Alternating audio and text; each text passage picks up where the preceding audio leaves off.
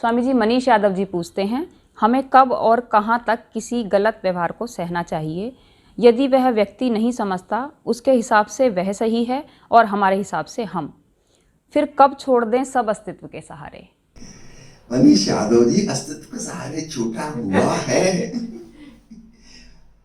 आपकी कितनी उम्र होगी? 30-35 साल से तो ऊपर के ही होंगे, मैं समझता हूँ। इतने सालों से तो आप कोशिश कर रहे होंगे समझने की, समझाने की। कहाँ गलतफहमियां दूर हो पाती हैं, मिसअंडरस्टैंडिंग दूर हो पाती हैं? दूर वालों की तो सोचो, जो बिल्कुल निकट हैं, पिता पुत्र हैं, भाई भाई हैं, पति पत्नी हैं, पड़ोसी हैं, सहकर्मी हैं, सहपाठी हैं।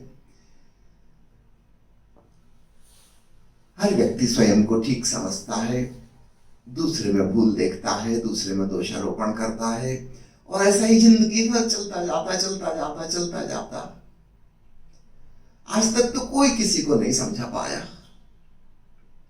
और हम तो साधारण जन हैं। भगवान कृष्ण मौजूद थे, कितनी समझाने की कोशिश उन्होंने की, पूर्ण अवतार 16 कलाओं युक्त। क्या दुर्योधन को समझा पाए? नहीं समझा पाए, नहीं है संभव। आप तो यादव हैं, भगवान कृष्ण की बात तो खूब अच्छे से आप समझ जाएंगे, कहानी आपको पता ही होगी। तो बेहतर ये है कि हम इस झंझट में ना पड़े। सब लोग अपने अपने ढंग से अपना जीवन व्यवहार निर्धारित किए हुए हैं। उनके पीछे क्या कहानी है, वो ऐसा क्यों कर रहे हैं, ये तो छोड़िए कि हम समझ पाएंगे, उनको भी नहीं पता। इस जिंदगी में इतनी घटनाएं घट चुकी हैं, और जानने वाले कहते हैं कि पिछले जन्मों में न जाने क्या क्या हो चुका है। तो हर व्यक्ति की एक बड़ी निजी इंडिविजुअल कहानी है, एक लंबी श्रृंखला, हजारों एपिसोड्स गुजर चुके हैं। अब इस एपिसोड में हमारी उससे मुलाकात हुई है। हमारी कहानी कुछ और थी, हम एक दूसरी कहानी से आ रहे हैं।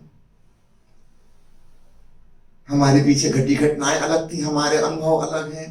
निश्चित रूप से हम एक दूसरे को नहीं समझ सकते। मुझे स्मरण आता है, पश्चिम के एक प्रसिद्ध लेखक ने अपने संस्मरण में लिखा है कि उसकी हमेशा उसकी पत्नी से नोक-झोंक होती थी, क्योंकि वो जिद करती थी एक विशेष कंपनी के सामान, बर्तन, किचन की चीजें खरीदने के लिए। उस कंपनी की जो दुकान थी, वो जहां रहते थे उससे काफी दूर थी, कि निकट में और दूसरी दुकानें खुल गई थी, और नई नई कंपनियों के सामान मिल रहे थे, और ज्यादा अच्छे मिल रहे थे। पत्नी जिद करती थी, वो एक पुरानी कंपनी थी, वो उतनी मॉडर्न अप टू डेट नहीं थी, और दुकान बहुत दूर थी, वहां तक जाने में 2-2.5 घंटे लगते, 2-2.5 घंटे आने में लगते, और ऐसी कोई विशेषता नहीं थी वहां की चीजों में। इस बात पर हमेशा कलह होती थी, लेकिन पत्नी की जिद, पति को मानना पड़ता, हर बार झंझट खड़ी होती। ऐसी फिर धीरे धीरे उन्होंने स्वीकार कर लिया था कि सामान तो उसी दुकान के लाना है, चाहे कुछ भी हो। करीब 50 साल बीत चुके थे शादी के। अपनी स्वर्ण सालगिरह मनाने के लिए, छुट्टी मनाने के लिए वो कहीं गए हुए थे। सागर तट पर लेटे हुए, फुर्सत के क्षण है, प्रेम का समय है। इस समय तो अच्छा मूड में थे दोनों। न जाने कहां से पत्नी को याद आया, कहने लगे आज मुझे एक बड़ी पुरानी बात याद आ रही है बचपन की। वर्ल्ड वार के समय मेरे पिताजी को नौकरी से निकाल दिया गया था, क्योंकि सारी इकोनॉमी देश की डाउन हो रही थी। बड़ी बड़ी कंपनियां बंद हो रही थी, और कंपनियों में छटाई चल रही थी, फिल्टरिंग। कोई आधे कर्मचारी ही रख पा रहा था, कोई चौथाई ही रख पा रहा था, कई कंपनियां पूरी की पूरी बंद हो गई थी। मेरे पिताजी की नौकरी चली गई, कहीं और कोई काम धाम नहीं मिल रहा था, और हमारे परिवार की स्थिति ऐसी होगी, उस समय मैं छोटी थी, 3-4 साल की। बड़ी दुर्दशा देखी, खाने पीने के लाले पड़ गए। मेरी माँ परेशान, मेरे दूसरे भाई बहन सब परेशान, मेरे अंकल्स वगैरह वो भी खूब परेशान, कोई कुछ नहीं कर पा रहा। सारी फाइनेंशियल सिचुएशन ऐसी देश की फ्लॉप हुई, भुखमरी की नौबत आ गई, दवाइयों के लिए पैसे नहीं थे। और तब एक दिन पिताजी ने आके खबर सुनाई, हम लोग सब नाच उठे, झूम उठे। उन्होंने कहा एक छोटी सी बर्तन बनाने वाली फैक्ट्री है, उसमें मुझे एक काम मिल गया, तनख्वाह आधी मिलेगी सामान्य से, लेकिन काम मिल गया। यही क्या काम है? ये वही कंपनी है जिसके मैं बर्तन खरीदती हूँ। कंपनी ने हमारे ऊपर इतना बड़ा उपकार किया है, हमारे पूरे परिवार जीवित बच सका उसी कंपनी की वजह से। अगर पिताजी को वह काम न मिलता, हम सब मारे गए होते। तो मेरे मन में बहुत ग्रेटिट्यूड की भावना है। मैं इस घटना को भूल चुकी थी, वो बहुत पुरानी बात है, 3-4 साल की थी मैं। आज न जाने कहां से वो दृश्य याद आ गया, और आज मुझे समझ में आता है कि मैं उस विशेष कंपनी के दुकान पर जाकर ही सामान क्यों खरीदती हूँ। उसकी बात सुन के पति अचंभित रह गया, वो महिला स्वयं भी अचंभित थी। ये उसके सबकॉन्शियस माइंड में कहां छिपा हुआ था, ये तो संयोग की बात है। आ गया, ऊपर उभर के आ गया तो उसने अभिव्यक्त कर दिया, वरना कहां पता चलता है कि कोई व्यक्ति ऐसा व्यवहार क्यों कर रहा है। तो मनीष यादव जी, मैं आपसे निवेदन करूंगा, कौन व्यक्ति कैसा व्यवहार कर रहा है उसकी जड़ तक जाना असंभव है। हम अपने ही व्यवहार की जड़ तक नहीं जा पाते, दूसरे की तो छोड़ो, हमें अपने ही व्यवहार की अधिकांश चीजों का कारण नहीं पता, कारण बहुत पुराने हो गए, और इस जन्म की तो शायद स्मरण आ भी जाए, पिछले जन्म का तो बहुत मुश्किल, करीब करीब असंभव। लेकिन जो इम्पैक्ट्स हमारे सबकॉन्शियस माइंड पे पड़ चुके हैं, हम उसके अनुसार व्यवहार करेंगे, हम करने को मजबूर हैं। इसी को आप दूसरे शब्दों में कह लें, अस्तित्व के सहारे सब छूटा हुआ है। तो मत पूछिए कि कब छोड़ दें, ऑलरेडी छूटा हुआ है।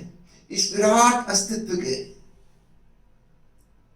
जो बिगिनिंग लेस, न जाने कब शुरू हुआ, शायद कभी शुरू ही नहीं हुआ, सदा से है।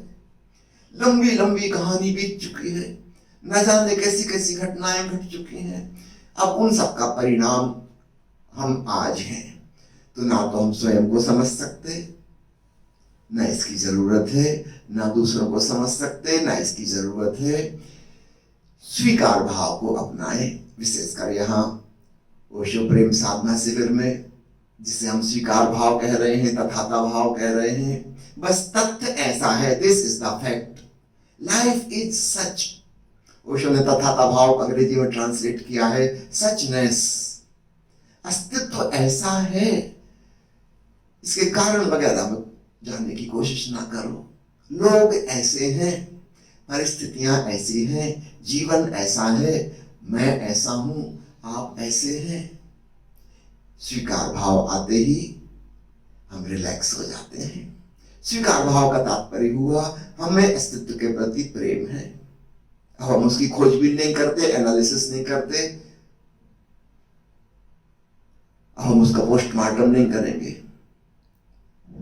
हम उसकी जीवंतता का रस लेंगे, आनंद लेंगे। निश्चित रूप से विविधता है, बहुत मत मतांतर हैं, सबके व्यवहार भिन्न भिन्न हैं, ऐसा होना बिल्कुल स्वाभाविक है। इसका आनंद लो, परेशान मत हो। अस्तित्व पर सब छूटा ही हुआ है, तुम प्यार से स्वीकार कर लो बस, और देखो जीवन अभी सेलिब्रेशन हो जाता है। ठीक है। माँ तेजिंदर कुमार जी पूछते हैं, साक्षी साधना की यात्रा शुरू करने से पहले बहुत सारे प्रश्न थे और बीच में भी प्रश्न चलते रहे, लेकिन आज मैं अपने प्रश्नों को खोज रहा हूँ। मेरे प्रश्न मुझे ढूंढने पड़ रहे हैं, मिल नहीं रहे। ये कौन सी स्थिति आ गई है। सभी सेशंस का भरपूर आनंद लिया, बहुत ही अच्छा लगा। 18 तारीख की रात्रि शव आसन ध्यान में जब मैं लेट गया तो जब मेरी आँख खुली, मैंने समय देखा तो रात के 12:10 हो रहे थे। उठने पर ऐसा लग रहा था जैसे अभी सेशन कंप्लीट हुआ है। बिल्कुल हल्का और तरोताज़ा महसूस कर रहा था। एक विशेष तरह की अनुभूति हो रही थी। क्या यह अच्छा संकेत है? बहुत ही शुभ संकेत है और बहुत अच्छा अनुभव हुआ आपको। और आप कह रहे हैं कि प्रश्न ढूंढने पड़ रहे, प्रश्न मिल नहीं रहे। प्रश्न निश्चित रूप से जब हम अपने भीतर गहराइयों में जाते हैं, जब तक हम ऊपर की सतह में रहते हैं वहाँ प्रश्न है, वहाँ कौतूहल है, लेकिन जैसे जैसे गहराई में अपने जाते हैं अपने अस्तित्व की, तो प्रश्न एक समय आता है कि प्रश्न गिर जाते हैं, प्रश्नों के उत्तर नहीं मिलते हैं, प्रश्न ही गिर जाते हैं। इसी को कहते हैं कि समाधान हो गया, समाधि में ही असली समाधान है। वहाँ हमारे पास कोई प्रश्न ही नहीं रहता। एक जैसे एक बच्चा है, वो कितने प्रश्नों से भरा है, लेकिन जैसे जैसे समझ विकसित होती है और वो जो छोटे छोटे प्रश्न हैं वो गिरते जाते हैं।